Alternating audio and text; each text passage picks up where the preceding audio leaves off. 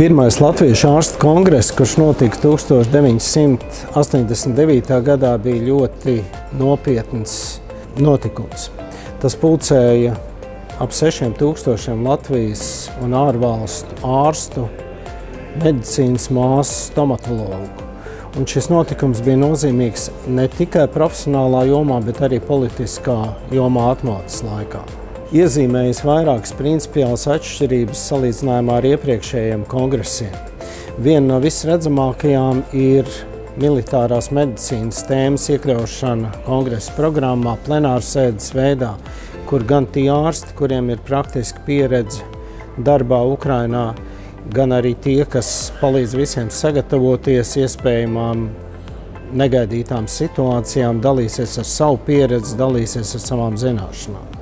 Ikdienu mūsu dzīvē ienāk jaunas tehnoloģijas, jo īpaši pēdējo gadu laikā, un jo īpaši es varu atzīmēt šeit tēmas, kas saistās ar mākslīgo intelektu.